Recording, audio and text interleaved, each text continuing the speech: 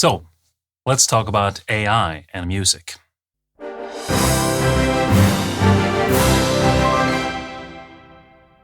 Hi there, this is Sam with Second Tier Sound. Really nice to see you here. So, let's talk about AI. First, I just wanted to say it's not that I'm this expert that knows everything and I'm going to tell it to you. I just wanted to give you my perspective, perhaps opening up your mind a little bit to the possibilities. And also, I want to invite you to write a comment and say what you think about it and perhaps talk about your fears or whatever you think about it. The first thing I wanted to say is that if you look at almost anything in the world, specifically politics, we people, we tend to divide ourselves into two groups, what I call progressive or conservative. It basically means that, I want to push the gas, I want to go further, I want to develop quicker, I want the new stuff. Or I'm more conservative. Let's put on the brake, let's take a little bit easier. Let's not run away so quickly. Things are good as they are. In general, in politics, this is not a political show, but in general in politics, they hate each other. It's like, you're wrong. And what a lot of people don't think about is that if only one person is right, then we have dictatorships. We actually need both these forces in order to move ahead. And why am I saying all this? Well, I just want to see, where are you at? Do you feel more like a progressive person or a conservative person in terms of AI? And maybe you are in politics very progressive, but in AI, you're like, no, I'm conservative. Let's put on the brakes here. Usually, most of us, we tend to go into one camp and only have that perspective. And I want to invite you to have both perspectives. Wherever you are at, look at both, because then you understand more people around you and you see more possibilities. If you look through history, there's always been a lot of inventions that has meant that life will change drastically for everybody. In hindsight, when we look, what's happened in history, we see all these changes as positive. Oh, now we have refrigerators. That is great for everybody. It's better. Yes, but there were a lot of people then who were carrying ice blocks who lost their jobs. If you take almost any invention that has made life better, it has meant that some people would have to change their lifestyle. I'm not saying that that's what you have to do. I'm just saying that that pattern has always been around through history. But also another perspective is that anything new and more complex means bigger responsibility and also more things can go wrong. For example, if you have a stick and you're trying to hit somebody else, you can probably hurt a person and that can be bad. You can't hurt a lot of people. I hope you get what I'm saying here, because I'm not saying you should go hurt anyone. But then you invent atom bombs, right? Very complex machine or bomb, and it can hurt a lot of people and just with one button. So that's just a metaphor for showing that more complex system means more things can go wrong, more paths in the wrong direction can be taken. AI can be a great tool for us that can really mean better quality of life, but it also means a bigger responsibility and concern because people can misuse it. I like to say that everything has good news and bad news, kind of like conservative and progressive. As I said before, it's neither just bad or just good. It's never been that with anything if you think about it. The whole point of AI is to make life easier, so you don't have to do all that stuff. And we've already seen tons of things like internet or cars that make life easier, but it also has problems with it. But we want this. No matter if you're scared of AI or not, you want it. I'm saying that with confidence because anything that makes life easier, you have tried already. We don't want to sit in our stone caves all the time. We want to actually progress. Even if you're a conservative type, you still want to do that. And probably everybody has tried these tools. AI is not really new. This has sort of crept slowly upon us. I mean, think about voice changers, pop music, where you fix the voice with computing power to make sure it's pitched correctly, filters on the camera or Instagram and all that, orchestrators that make life easier when you compose in a DAW, just the DAW and the whole virtual instrument. I mean, you don't need to hire a whole orchestra. You can do it with your computing power. Procedural gaming, for example, entire engines are developed so they don't have to recreate everything from scratch.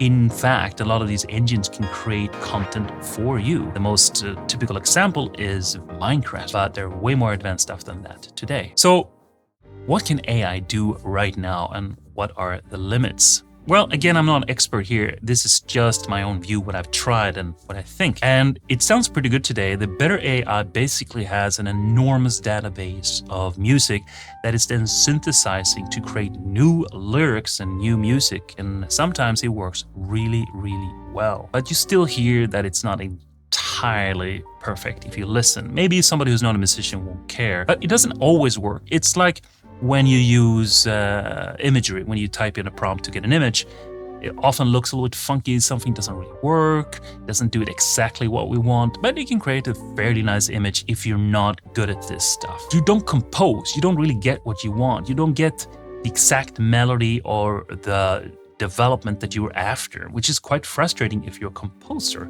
And it's not that it's so easy to just create music that fits this cinema or this game. I would say right now AI can be good as background music. And if you think about it, we already have that system.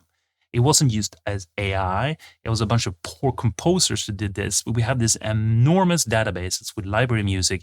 For example, Epidemic Sound, which I think is a horrible company. Sorry, I'm going to talk about that another time, which basically makes musicians slave away for nothing.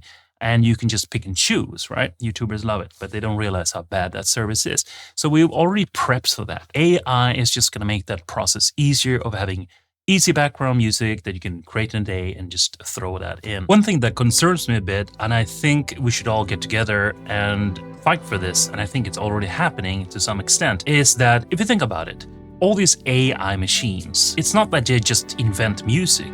They are all based on music. So I think that they should pay for those rights. And that might make them think differently. Because it doesn't make sense to me that they can just take all music that is produced by other people who work really hard, not pay a dime for it, and then turn around saying, hey, pay me. That doesn't work for me. And another thing that a lot of people don't think about is that I don't think that AI is this self-thinking being that is going to take over the world. No.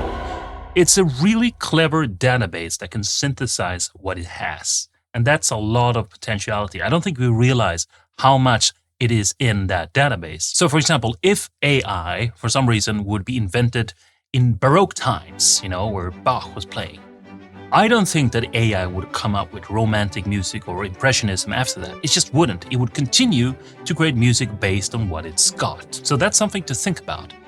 Your music, if it's new and fresh and personal, it's not something AI can produce. If you feed that music to the AI, it can then do it. So who wants to use the AI? Well, I was kind of hinting at that before. I think content creators such as I, but I won't use AI, but other people who already use Epidemic Sound and similar to just want something quick in background. And I don't think that demographic is really threatening you as a composer because they weren't hiring you anyway. In terms of bigger production companies that I'm involved in, for example, are they gonna use AI? I don't know, but I can tell you something though. They have invested a lot of time and money into their composers, into their ecosystem. They actually rely on royalties as well. These companies that are media companies, they also get royalties. So they are not so happy in just throwing all that away. It's a massive business out there, a lot of connections, humans who work together, who like each other, have a great relationship.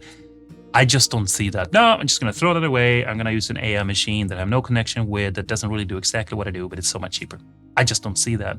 Because we humans want to interact with others. Even if it would be the case that there will only be AI composers out there for any movies, you still want to create music. Still want to do that. I just don't think that's going to happen. I think still people want to work with people. It is better when you work with a human. It always is better. I don't think AI is better. It's faster and cheaper. If you're competing in terms of price and speed, yeah, you're out of the game because the computer's going to win. But in terms of human connection, good quality stuff, machine can't compete with you. You have to really, make sure that you do what you want to do, your style, and not just the generic style that everybody else does, because of course AI can do that. I also wanted to say, a lot of people now, use this reason to just hate themselves more. Oh, AI is out there now. I'm not gonna do music anymore. I might just go under a bridge and die, right? It's just that belief, in a way, I'm sorry, I wanted to say it was already in there. And I'm not saying that to be nasty to you. I'm saying just throw that belief out and, pull yourself up and go out and compose. I know this myself. We have a lot of self-critique. And instead of seeing that self-critique, we project it out there. Well, there's too many composers and it's too difficult and it's nepotism everywhere. Now AI is taking over. We're just using that as an excuse to not continue what we want to do. I'm not saying AI threat is not real. I'm saying that most of us probably exaggerate and we take that as another reason to not continue. The music business is already difficult. It's very saturated, and it's always been a select few people who work. The difference is that it's easier for you to get into the game now. You have more access, DAWs instead of a symphony orchestra, for example. But there's still a lot of people doing it. You still have to compete with all these people. And AI will probably be a tool that's going to help a lot of composers to do things faster, meaning it's going to be more access for other people. But I don't think it's going to make people sound better. Not in terms of if you don't know what you're doing, it's not going to push a button and I'm an amazing composer. Trust in yourself. Trust in your own music. Don't worry too much about AI. AI is kind of a hype right now. And I don't mean a hype that is nothing, because it will change our lives. But it's a hype that everybody's, breathing, excited, scared about it. And it's way more than ever now. It's the trend right now. So continue to do what you're doing. Who knows what your talent's gonna get you. Focus on what you really love and what you're good at. Focus on the human contact. Focus on making excellent things that AI can't. Believe in yourself. And I think it's going to turn out well. My positive view is that AI is going to be incredibly cool tools that'll help you compose easier. Some things don't have to be so difficult anymore, but it's not going to help you be a better composer. What do you think about all this? I've babbled for quite a bit. If you managed to see all this video, congratulations. So what do you think? Leave me your comments. Do you think I'm completely wrong? What's your experience? What do you think? So until next video, take lots of care and continue to compose.